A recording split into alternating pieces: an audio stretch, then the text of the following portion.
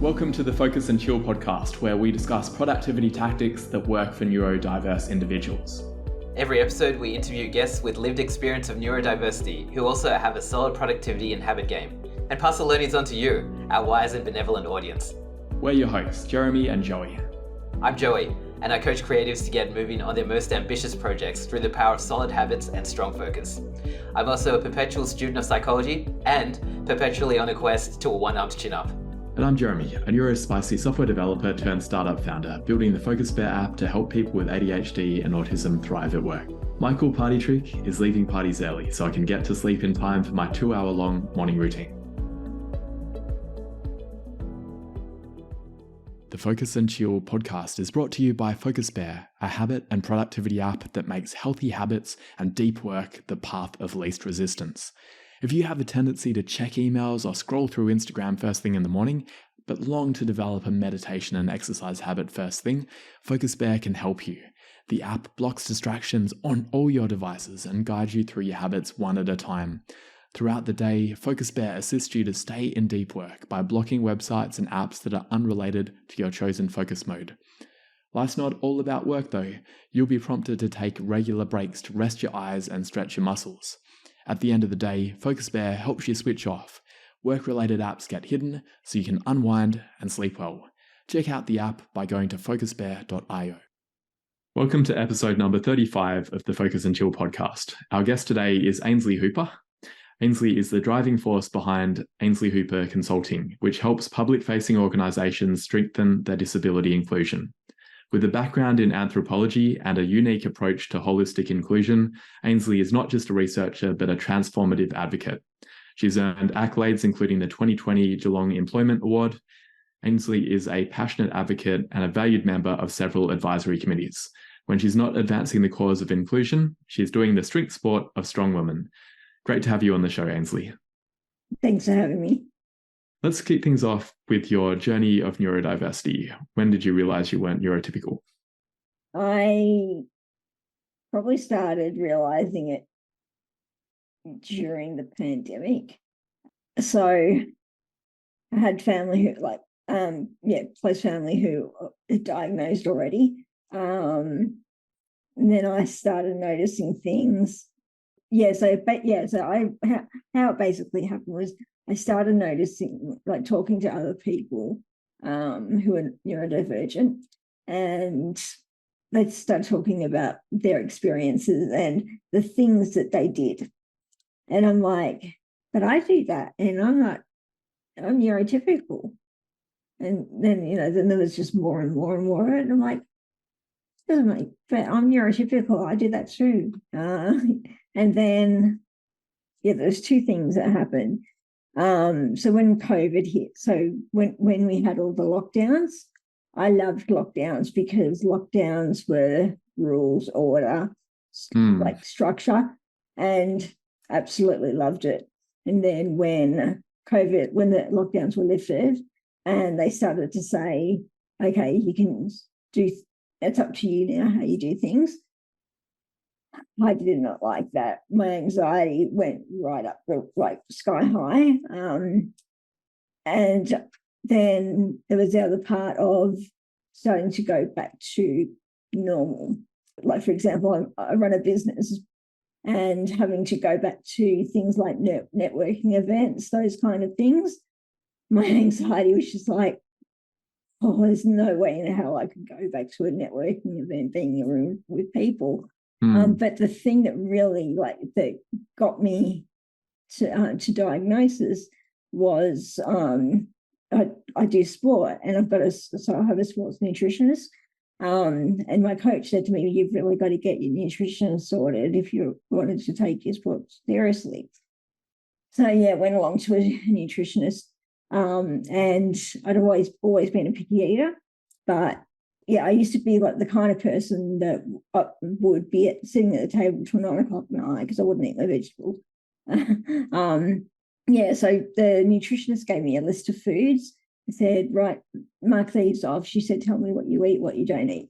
The list of what I do not eat was way longer than what I do eat. So she's like, you need to and then I told her about the different things that I do. Like, for example, when I was making my muesli for breakfast, if the muesli didn't have one particular ingredient available, I would not have that food. I would not have breakfast. I couldn't have something else. I just could not have breakfast at all. So those kind of things. And so I'd go hungry all day. I wouldn't even be able to go on to the next meal. And so she's like, yeah, that's not healthy. She said, there's something going on there. So I want you to see a psychologist. So yeah, I spoke to a psychologist. The psychologist then referred me to a psychiatrist because she didn't specialize in diagnoses. Spoke to the psychiatrist within one session. At the end of it, she's like, yep, you're autistic. And that was August 9 last year. So yeah, that's my journey. Was that, you're saying some of your close family got diagnosed, were they also on the spectrum?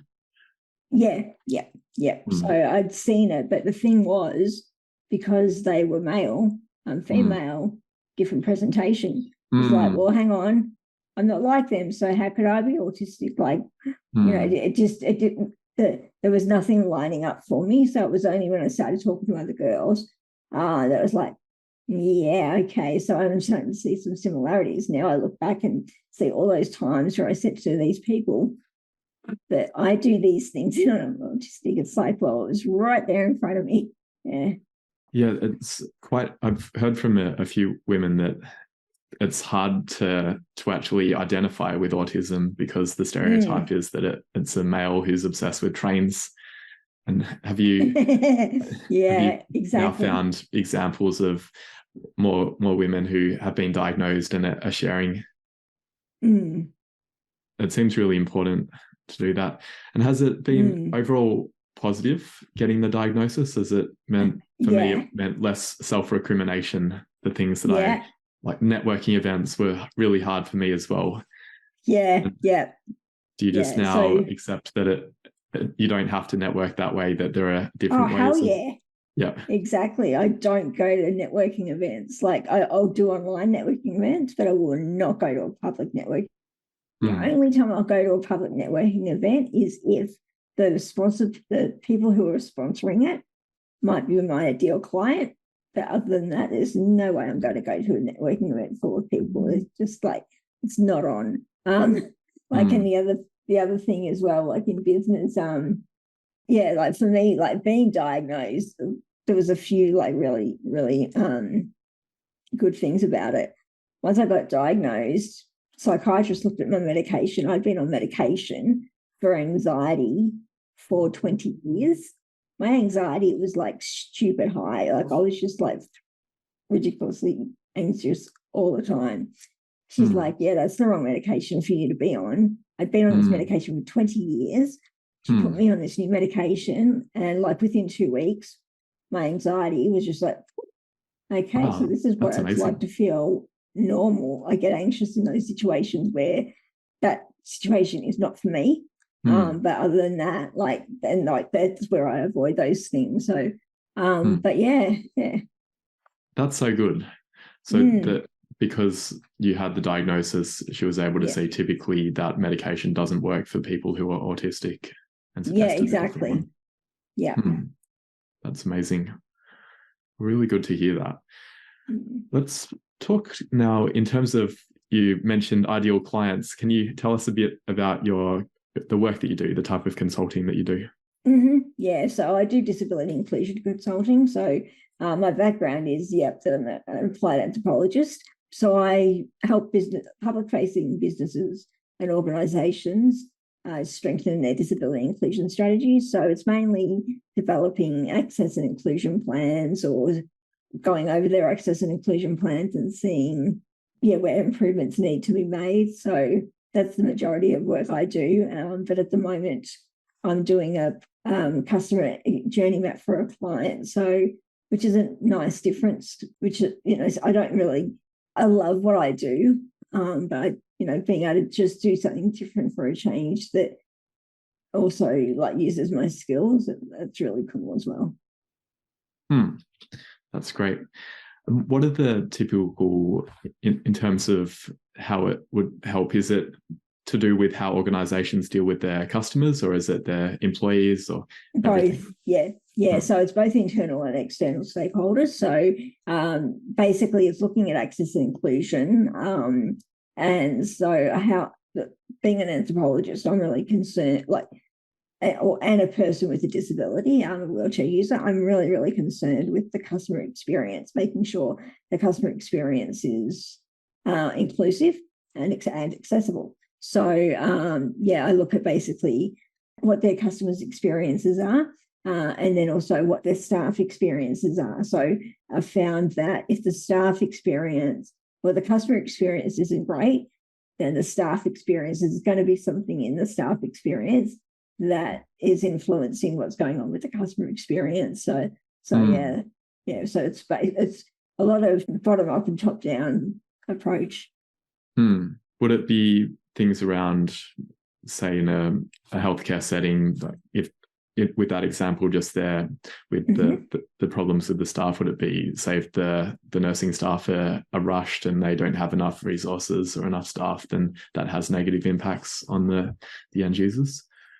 Yeah, then that's the kind of thing that you're looking at. Yeah, like for example, there was one organisation that I did work for, and a lot of their staff disclosed to me that they were neurodivergent, but they hadn't actually disclosed that at work because they didn't feel safe doing so. They were hearing ableist slurs being used. So it's like, well, if that's the kind of thing happening to your staff, what are your customers experiencing? How welcoming does it feel to them? So that's the sort of like how it really, that's the focus of my work, sort of. Well, that's great they were able to disclose to you, and hopefully the organisation makes changes so that they can feel safer. Yeah. And how about with the anthropology side?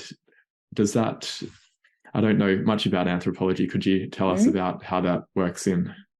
Yeah, so anthropology is the study of humankind. So it's one of my special interests. We've gone on for ages. So there's four different fields. There's linguistic anthropology, biological anthropology, social and cultural anthropology, and also archaeology is also a part of it as well. So for me, when I approach organisations, the questions that I'm asking are trying to get stories out. They're creating narratives so that I can get an understanding of what's going on in the organisation, so as well as what's happening for the customer experience. So that's where the holistic side of it comes in. That makes sense, and you're probably really, really good at eliciting stories from people and being able to in a way that probably other people might not, because you've got empathy and you've got the direct experiences. And that's why I actually kind of created my business the way that I did, because I wanted to use my degree in a way to help people, and I couldn't find any work around me that was accessible. I created the business with making sure that was going to come into the model. Awesome. How long have you been running it for, the business? Since 2019. Hello there, this is Joey. I'm excited to tell you about a project I run where I help imaginative people just like you breathe life into their creative dreams, like writing that book or performing that stand-up comedy set. I know the first step can be daunting. I've been there many times and have helped many people on a similar journey. If you've wondered how to bring those ideas swimming around in your head to life, get in touch. We'll shrink the intimidating dragon of a goal into a cute little lizard of an achievable daily habit that you can do every day to get started and stay moving. Click on the link in the show description to get in touch. The other question we had was about optimizing productivity, and you said you have a few strategies for that. Oh, yeah. So when I found out I was neurodivergent, I was like, I'm going to work out how to hack the hell out of this thing. That was my thing. So for example, when I was studying at uni, so I studied at uni whilst I was working elsewhere, between 2005 and 2011. That's when I did my Bachelor of Arts. And I was so focused. So I had zero problem. Like I had my schedule set up and I knew I had worked this amount of hours. So I got this amount of hours of study. So I just stuck to it and I did it. And then, so I got through that and I got really great grades, all this other stuff. And then like later on, I started to do a PhD and I ended up ditching the PhD because of the mental toll that it was taking. But I also noticed like there was just little things in there, and also the way that I was working on my business that weren't really efficient. And I couldn't figure out why. I was really excelling back then, but why this time around it was, a bit harder. And then I also learned that, being neurodivergent, the older you get, certain things, I'm still getting my head around it, but the older you get, apparently different things start to present or change. So that's something I'm still really trying to get my head around. But yeah, so I thought, okay, well, I've got to figure out what to do. So yeah, what I do now is I have every day of the week is dedicated to a different part of my business. So I'll have like Fridays today is like admin and planning day. And this is where I do like podcasts as well. Then Monday is my professional development day. So my clients are all on LinkedIn, so I'm really focusing on my LinkedIn content strategy at the moment. So doing that and being on a couple of boards and committees, learning for that. Then on Tuesday is my client engagement day, so reaching out to potential clients. Wednesday is my content creation day, so working on my blogs and all my social media posts, that kind of thing. And then, Thursday is the project work day when I'm really focused on working on the projects for my clients. So other things will maybe flow over, but they don't. Having those days dedicated means I'm not multitasking, which that makes my brain less efficient. And my brain starts to wander and my productivity just goes right down. I love that. Yeah. Do you devote the whole day, say, for example, on Monday, the whole day is professional development? Mm-hmm. Yeah. Wow. Whereas I've only instituted this practice in the last month or so, and it's amazing the difference it's made to my business. But before that I was trying to manage having meetings and then doing project work on the same day. And it's like, this is not working because I'm not able to focus properly because, as you probably know, when you've got a meeting scheduled, you can't really think about anything else that you've got going on for the rest of the day. It's like, so those kind of things, it really helps with that. Yeah.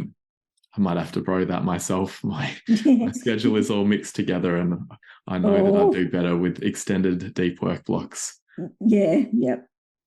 Has that involved having to set expectations with your clients? Were they used to being able to contact you on other days, or did you have something? They can still contact me. So I've worked out that, okay, I can't control what other people do. And they also have needs. So they've got their own needs, so I'm like, okay, well, they're paying me, so I'm going to be there for whenever they need. But on those days when I'm not talking to them, this is what I'm doing. So they can email me, and I might respond that day, or I might respond when it gets to the Tuesday, whatever. It depends on the urgency. But it hasn't affected my clients at all. I like that, because often emails can wait. There are probably some things that are urgent, but they should probably call instead of emailing if it's urgent. Yeah, and that for me, one of my things is I do not like the phone. I hate the phone. And this is coming from I can't believe this, but I worked in a call center for 20 years. So maybe that's why my anxiety was so high, because I wasn't meant to, that wasn't supposed to, that wasn't a job that was fit, for me. So now I don't use the phone at all. I don't make phone calls. If a client wants to call me, I'll answer the phone, and then I'll put their details into the phone so I know next time it's them.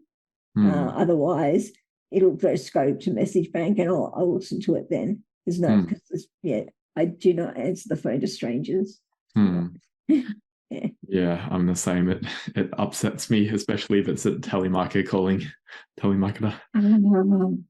We've even got a sticker on our door that says "Do not knock," and yet guess what happens? Yeah. Well, can't control other people, unfortunately. Like you said. It's like, exactly. So now it's like putting these strategies in to control things I can control and make the most out of my time. Yeah, and I can see how that aligns with what you were doing when you were doing your Bachelor of Arts, that it sounds like you had a very clear schedule back then for when you'd work and when you'd study, and now you're adopting that again. I should try that too. Yeah. Is there anything else, any other productivity hacks that you found work? I'm just trying to think. So I've just started with Zapier. Is that Zapier or whatever you want to call it? I'm not sure what you call it. To automate tasks. So I'm looking into that at the moment. That's pretty cool. I've got it because I started with a new accounting program. So I've got it every time I get an email with an invoice, email straight to this email address, and it goes to that, and I love it. So great idea. Yeah, and also Trello. I love Trello. I've got a board for every part of my business as well. So, and a board for like my week, so I know what I'm going to be doing on each day of the week as well. Yeah, it's a really good idea. So there's no indecision. Yep. So those probably feed into the next question, which was around resources that you find helpful. Those are two great apps. Are there any books that you like, or philosophies, or anything that you'd recommend for people? So James Clear, Atomic Habits. Yep. Love it. I now listen to audiobooks instead of like buying books, which I hated it. Like at first I hated the fact that they were like going to audio. I was like, the idea of losing books was just like, dreadful. But my eyesight much prefers being able to listen to, like, I think probably over the years of study, like looking at the books, like it's too much. So having an audio book and being able to listen to something whilst I'm doing something else, that's really good as well. What sort of tasks would you listen to audiobooks while you're doing them? Probably like my brain was going to wander then. So probably like on an admin day, like just like sorting through my email, which is the email is probably like the one thing I haven't mastered yet. Like I use Google Workspace for my business, so I love that. But Gmail, I've still got like box at the moment, 36,000 emails. I need to address that. Yeah, it's hard, especially when there's tons of emails flying in. Relevant. And yet spam filter keeps catching ones that shouldn't. And then in terms of philosophies, I almost feel like you're living the philosophy of leaning into your special interest at work.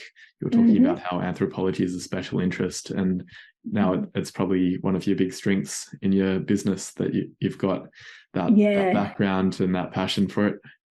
Exactly, So like being able to see patterns and I talk about like invisible barriers, because like and ableism, like because a lot of stuff is about attitude. So being able to sort of see things and like connect, especially like when I'm doing the work, being able to connect things together. Absolutely. Awesome. If people want to connect with you, you said LinkedIn is probably the best place. So search for Ainslee Hooper. Ainslee Hooper on LinkedIn. And Ainslee Hooper Consulting is also on LinkedIn as well. I am Ainslee Hooper Consulting is on Facebook and Instagram, but it's not really LinkedIn's probably where the best the quality information is. And also my website, which I'm getting redesigned at the moment, ainsleyhooper.com.au.